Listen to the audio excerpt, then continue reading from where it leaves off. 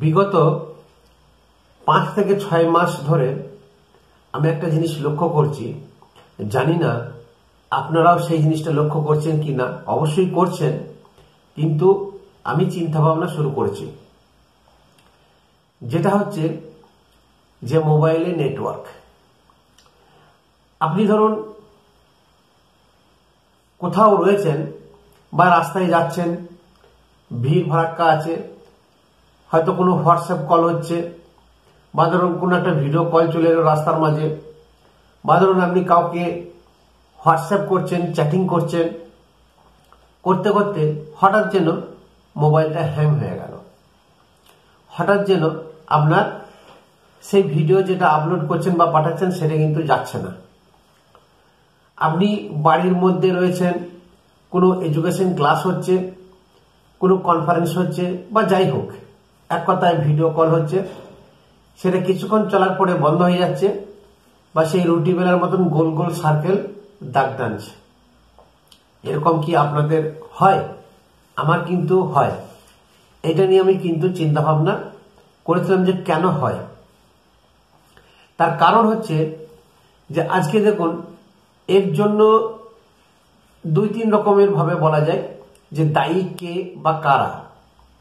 এই যে ইন্টারনেট না হওয়া বা না থাকা মোবাইলে, অথচ আপনার ফুল রিচার্জ আছে, আপনার ভ্যালিডিটি আছে, আপনি 2GB 3GB 4GB maximum data আপনি ইউজ করেন, সেটাও কিন্তু ফুল আছে, থাকা সত্ত্বেও কিন্তু আপনার মোবাইল হ্যাং হচ্ছে। আপনি কিন্তু যথোপযুক্ত ইন্টারনেটটাকে ব্যবহার করতে পারছেন না। এর কারণটা কি? আমি এর কারণ খুঁজতে খুঁজতে এর বিশাল বড় একটা রহস্যের খোঁজ পেয়েছি, যেটা আজকে আপনাদের সঙ্গে শেয়ার করব। ভিডিওটি আপনারা অবশ্যই শেষ পর্যন্ত দেখবেন, অনেক কিছু জানার আছে, জানতে পারবেন এবং আপনারা অ্যাওয়ার হতে পারবেন, সচেতন হতে পারবেন। নমস্কার, welcome to my channel awareness with Dasji. দেখুন, আপনি হয়তো কোনো হোয়াটসঅ্যাপ করছেন বা ভিডিও কল করছেন, আপনি শহরের কোনো ভিড় ভাড়াক্কা রাস্তাতে যাচ্ছেন, জনবহুল রাস্তায় যাচ্ছেন, সেখানে প্রচুর হাজার হাজার লাখ লাখ লোক সেখানে যাওয়া আসা করছে। সেই মুহূর্তে আপনার কোনো কল এলো, হয়তো কোনো হোয়াটসঅ্যাপ এলো, আপনি সঙ্গে সঙ্গে সেই হোয়াটসঅ্যাপের উত্তর দিতে চাইছেন বা হোয়াটসঅ্যাপে কোনো কিছু ফাইল আপনি পাঠাতে চাইছেন। যখন রিসিভ করলেন, কিছুক্ষণের মধ্যে ফাইলটা হয়তো একটা ফাইল গেল, দুটোর বেলাতে আটকে গেল। এরকমটা হওয়ার কারণটা কি? আবার আপনি সেই জায়গা ছেড়ে আপনি জাস্ট একটু সরে গেলেন, বা ধরুন 10 মিটার দূরে গিয়ে আবার কিন্তু চলতে থাকলো। হয়তো আপনি ভাববেন এটা টাওয়ারের প্রবলেম, এটা নেটওয়ার্ক প্রবলেম। আমি সেই ব্যাপারেই কিন্তু কথা বলবো। এই যে টাওয়ারের প্রবলেম, নেটওয়ার্ক প্রবলেম, না আপনার হ্যান্ডসেটের প্রবলেম, না জায়গার প্রবলেম, আসল খেলাটা কোথায়? এই যে নেটওয়ার্ক এত ড্রপ হচ্ছে, আগে দেখুন কল ড্রপ হতো, আমরা সবাই জানি, যখন আমরা 2G কিপ্যাড মোবাইল ব্যবহার করতাম, কল কেটে যেত, বা একজনকে কল করতে গেলে অন্যজনকে লেগে যেত। এরকম বহু সমস্যার সম্মুখীন আমরা হয়েছি, আগে দেখেছি। এটাকে কল ড্রপ বলি। এখন কিন্তু এই কল ড্রপ জিনিসটা আর নেই, এখন নেটওয়ার্ক প্রবলেম, ইন্টারনেট প্রবলেম। এই যে নেটওয়ার্ক বা ইন্টারনেট প্রবলেম, এটা কিন্তু আজকাল সবারই হচ্ছে। আমি বেশ কিছু মানুষকে জিজ্ঞাসাবাদ করেছি, আমি অফিসে প্রত্যেককেই জিজ্ঞাসা করেছি, ট্রেনে যাওয়া আসা করি, অনেককে জিজ্ঞাসা করি, এবং এই ডেটা সংগ্রহ করে আপনাদেরকে জানাচ্ছি। শুধু তাই নয়, এই যে যত মোবাইল টাওয়ার আছে, যে সমস্ত ইঞ্জিনিয়ার বলুন বা এরকম সার্কেল যারা দেখাশোনা করে নেটওয়ার্ক, তাদের সঙ্গেও আমি কথা বলেছি। ইভেন আমার বাড়ির কাছে একটা টাওয়ার আছে, সেখানে এক ভদ্রলোক নেটওয়ার্ক চেক করতে এসেছিলেন। আমি তার সঙ্গে দীর্ঘক্ষণ বসে গল্প করেছি এবং উনি আমাকে কিছু জিনিস বলেছেন টেকনিক্যালি। তখন আমার অনেকটা স্বস্তি পায় যে এই কারণে হয়তো নেটওয়ার্ক বা ইন্টারনেটটা ব্যাহত হচ্ছে বা ইন্টারাপশন হচ্ছে। দেখুন, নেটওয়ার্ক বা ইন্টারনেট সমস্যা শুধু একটা কারণে হয় না, অনেকগুলো কারণে কিন্তু হয়। প্রথমে যেটা কারণ হচ্ছে আপনার মোবাইল বা হ্যান্ডসেট, সেই হ্যান্ডসেটটি কত দিনের, পুরনো হয়ে গেছে কিনা, তার কর্মক্ষমতা হারিয়ে ফেলেছে কিনা, সে সিগন্যাল ক্যাচিং করতে পারছে কিনা, এটা একটা সমস্যা। যদি পুরনো হয়ে যায় হয়তো সিগন্যাল ক্যাচিং এর ক্ষেত্রে তার অসুবিধা হতে পারে, তার কর্মক্ষমতা হয়তো হারিয়ে যেতে পারে, এটা একটা কারণ। 2 নম্বর হচ্ছে আপনি প্রচুর অ্যাপ ডাউনলোড করে রেখেছেন, সেই প্রচুর অ্যাপ, এরকম অ্যাপ আছে যা প্রতিনিয়ত ব্যাকগ্রাউন্ডে কিন্তু নেটওয়ার্ক বা ইন্টারনেটকে শেষ করে দেয়। আপনি বুঝতেও পারবেন না, সেই অ্যাপটা হয়তো আপনি ঘাটাঘাটি করলেন না, কিন্তু এমনিতেই আপনার মোবাইলে লোড করা আছে, সে অটোমেটিক নেটকে শেষ করে দেয়। 3 নম্বর হচ্ছে আপনার ক্যাশে যদি ফুল হয়ে যায়, মেমোরি যদি ফিল আপ হয়ে যায়, তাহলেও কিন্তু আপনার ইন্টারনেট অ্যাকসেপ্টেন্সি প্রচুর সমস্যা দেখা দেয়। এটা হ্যান্ডসেটের ক্ষেত্রে গেল। যদি নতুন হ্যান্ডসেট হয় তাহলে সেসব কোনো ব্যাপারই থাকে না, এটা একটা কারণ হলো। এইবারে আরেকটা জিনিস বলছি, মনে করুন আপনার ক্যাশে ফুল আছে, আপনার পুরনো হ্যান্ডসেট, আপনার প্রচুর অ্যাপ ডাউনলোড করা আছে, তাহলে এক জায়গাতে আপনার চলছে না, আর একটুকু সরে গিয়ে কিন্তু আপনার ধরাধর নেট চলছে। যদি পুরনো হ্যান্ডসেট হয় বা ওর কর্মক্ষমতা হারিয়ে যায়, তাহলে সে যে কোনো জায়গাতেই থাকুক, সে কোথাও কিন্তু নেটওয়ার্ক বা ইন্টারনেট সার্ভিস ভালো করে প্রোভাইড করতে পারবে না, এটা কিন্তু প্রমাণিত। কিন্তু আপনার জায়গা হিসাবে বা কিছুক্ষণ পরে যখন আপনি প্লেসটা চেঞ্জ করে দিচ্ছেন, তখন কিন্তু খুব ফাস্ট নেটওয়ার্ক চলছে, আবার কিন্তু স্লো হয়ে যাচ্ছে কিছুক্ষণ পরে। তাহলে আপনি মনে করুন হয়তো 10টা ফাইল আপনি আপলোড করবেন, সেন্ডিং করবেন, হয়তো 5টা ফাইলের মধ্যে 3টে খুব ভালো গেল, 2টোতে ঝুলিয়ে দিল। এই যে ইন্টারাপশন, বারবার হ্যাং আপ ইন্টারনেট, এর কারণটা কি? এর কারণ অনেক। আজকে দেখুন, এগুলো টোটালটাই হচ্ছে বিজনেস বাড়ানোর জন্য যত মোবাইল কোম্পানি আছে তাদের বিজনেসটাকে বৃদ্ধি কিভাবে করব তার একটা পলিসি। আসল কারণ কি কারণে যে ইন্টারনেট ড্রপ হচ্ছে, মানে ইন্টারনেটটা ভালো করে সার্ভিস দিচ্ছে না, তার মেন কারণ হচ্ছে মোবাইল কোম্পানি। সেটা কি করে না, মোবাইল কোম্পানিকে দেখুন, আজ থেকে 2-3 মাস আগে ট্রাই কিন্তু সতর্কতামূলক একটা সার্কুলার জারি করেছিল যে মিনিমাম 10 টাকা, যেগুলো যারা 2G কাস্টমার আছে তাদের জন্য 10 টাকা রিচার্জ করে সারা বছর যেন তারা ইনকামিং ফ্রি পায়, সেই সুবিধা দিতে হবে।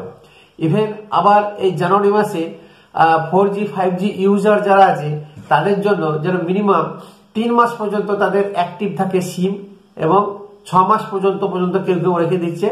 তাহলে এই উইদাউট রিচার্জ যে 3 মাস থেকে 6 মাস পর্যন্ত সিম যাতে অ্যাক্টিভ থাকে, সেই কড়া একটা সার্কুলার জারি করেছে ট্রাই।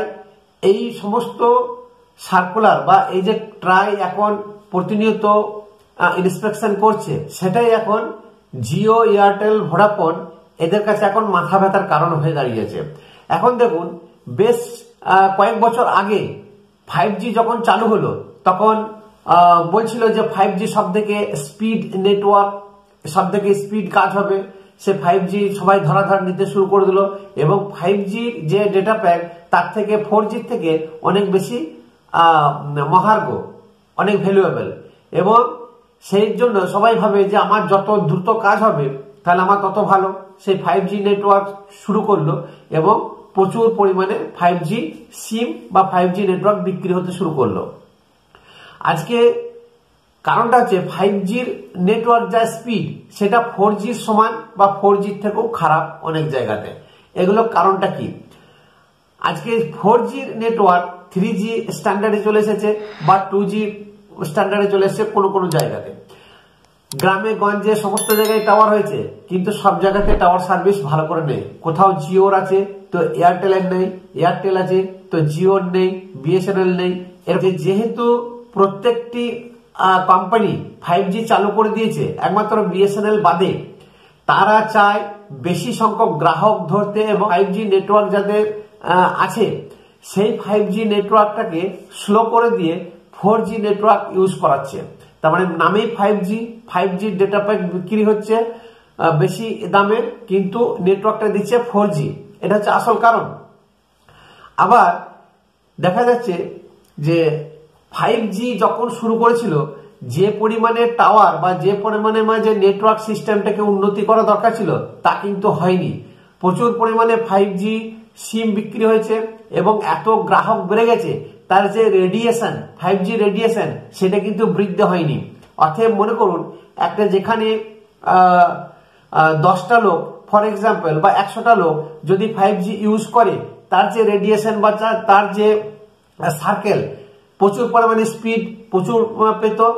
এখন সেই 100 জনের জায়গায় এখন হয়ে গেছে 10,000। তাহলে সেম রেডিয়েশন সেম সার্কেলের মধ্যে যদি বৃদ্ধি হয় 5G ইউজার, তাহলে স্বাভাবিক সেই নেটওয়ার্ক ইউজকারী প্রচুর ব্যবহার করবে। অর্থাৎ সেই রেডিয়েশন বলুন বা সেই সার্কেল বলুন সেটা খুবই দুর্বল হয়ে পড়বে। অর্থাৎ তার স্পিড 4G বা 3Gর মতনই চলে আসলো। অথচ কোম্পানি 5Gর দামে ডাটা প্যাক সে বিক্রি করছে। 4Gও ঠিক তাই। 4Gর ক্ষেত্রে এখন 5G যাতে সবাই নেয় সেই জন্য 4Gটাকেও সেই 3Gর স্টাইলে বা 3Gর মতন নেটওয়ার্কটাকে ব্যবহার করছে।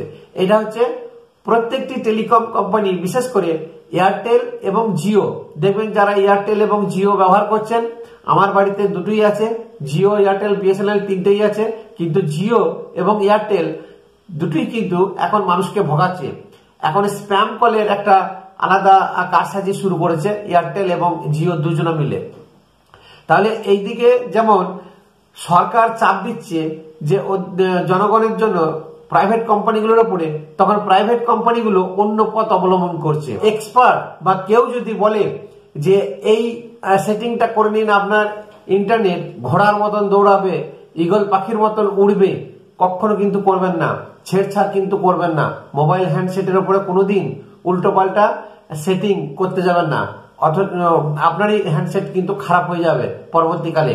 এরকম কোনো সেটিং নেই যে সেই সেটিংটা চেঞ্জ করলে ইন্টারনেট কিন্তু ঘোড়ার মতন দৌড়াবে বা ঈগল পাখির মতন উড়ে বেড়াবে। তার কারণ মুকেশ আম্বানি, লক্ষ্মী মিত্তল, এয়ারটেল, জিও এরা 4G ডেটাই যখন ছাড়ছে 5G বিক্রি করে, তা আপনি যেমনই সেটিং করুন আপনার নেট কিন্তু ঘোড়ার মতন দৌড়াবে না। এটা হচ্ছে কোম্পানির খেল। আর এটা হচ্ছে কোম্পানি জনগণকে মারার একটা ব্যবস্থা করে রেখেছে। 6Gর জন্য চিন্তা ভাবনা করছে যে 5Gর পরিষেবা দিতে পারে না, সে 6Gর পরিষেবা কি করে দেবে। মানুষকে বোকা বানানো ছাড়া আর কিছু নেই। আর মানুষও বোকা হচ্ছে, ভাবছে যে এর থেকে বেশি আমি লাভবান হব, হয়তো 6G নেবেন, 5G ডেটা রেডিয়েশন দেবে, 5G সার্কেলে আপনাকে ঢোকাবে, অথচ সে আরো বেশি দামে ডেটা প্যাক বিক্রি করবে। এগুলো হচ্ছে পলিসি, বিজনেস পলিসি। আমাদের দেশে আজ পর্যন্ত সেরকম যেটা বলে সেই জিনিসটা কিন্তু করে না।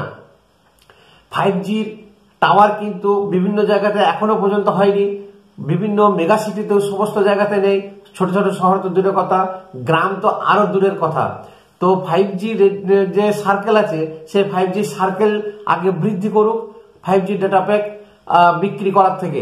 এটা সরকারকে বা ট্রাইকে আগে নজর দিতে হবে যে ডেটা প্যাক যত বিক্রি করা দরকার, যে সার্কেল বা যা রেডিয়েশনের যতগুলো ডেটা প্যাক বিক্রি করা দরকার, তার থেকে যদি বহুগুণ বিক্রি করে তাকে ফাইন করা দরকার, কোম্পানিকে এর প্রতি লাগাম দেওয়া দরকার আছে। অতএব আপনাদের কাছে অনুরোধ, ভিডিও যদি ভালো লাগে লাইক, শেয়ার এবং একটা সাবস্ক্রাইব করবেন।